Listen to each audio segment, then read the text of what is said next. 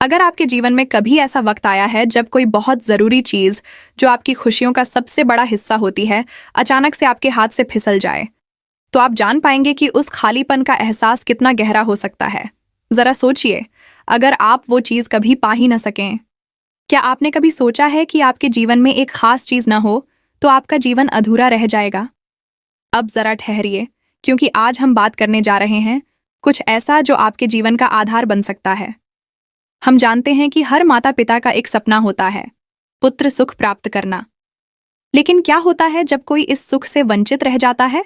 क्या आप जानते हैं कि इसके पीछे कौन से आध्यात्मिक और पारंपरिक कारण होते हैं? और उससे भी ज्यादा, क्या आप जानते हैं कि शास्त्रों में इसका समाधान भी दिया गया है? तो दोस्तों, आज हम बात करने वाले हैं शिव पुराण में दिए गए उन उपायों के बारे में जिनका पालन करके आप पुत्र सुख प्राप्त कर सकते हैं। इस वीडियो में हम आपको वो रहस्य बताएंगे जिन्हें शायद आपने पहले कभी नहीं सुना होगा। तो ध्यान से सुनिए, क्योंकि यहाँ से आप वो जानने वाले हैं जो आपके जीवन को पूरी तरह बदल सकता है। अब आइए शुरुआत करते हैं शास्त्रों से। शास्त्रों में 4 पुरुषार्थ बताए गए हैं: धर्म, अर्थ, काम और मोक्ष।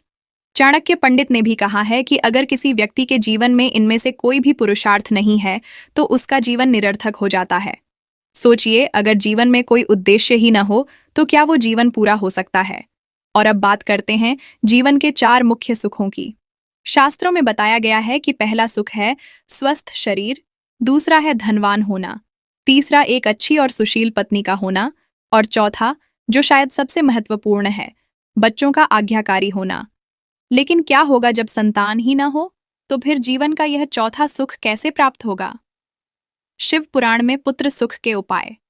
अब अगर आपको पुत्र प्राप्ति नहीं हो रही है तो आपको घबराने की जरूरत नहीं है। शास्त्रों में कई ऐसे उपाय बताए गए हैं जिनसे पुत्र की प्राप्ति हो सकती है, और यही हम आपको बताने जा रहे हैं।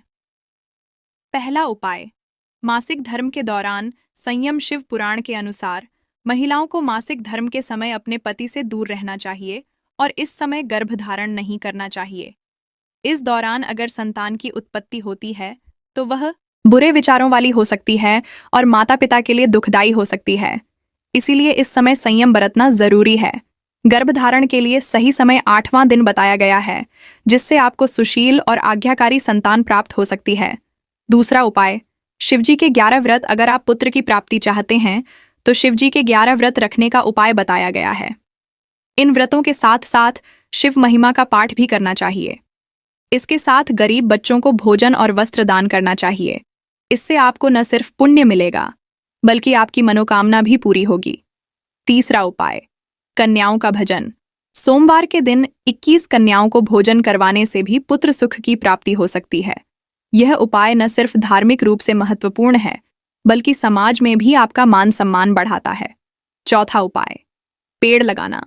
शिव पुराण में यह भी कहा गया है कि जो व्यक्ति पुत्र प्राप्ति की इच्छा रखता है उसे पेड़ लगाने चाहिए। पेड़ लगाना एक ऐसा कार्य है जिससे न सिर्फ पर्यावरण को फायदा होता है बल्कि इससे आपको आध्यात्मिक लाभ भी मिलता है। शिव पुराण में इसे पुण्य कार्य बताया गया है जिससे पुत्र सुख की प्राप्ति होती है। शिव जी से श्रद्धा पूर्वक प्रार्थना करें। आखिरकार सबसे महत्वपूर्ण उपाय है श्रद्धा और विश्वास के साथ भगवान शिव से प्रार्थना करना। जब आप पूरी श्रद्धा से शिवजी की उपासना करते हैं तो आपकी इच्छाएं अवश्य पूरी होती हैं।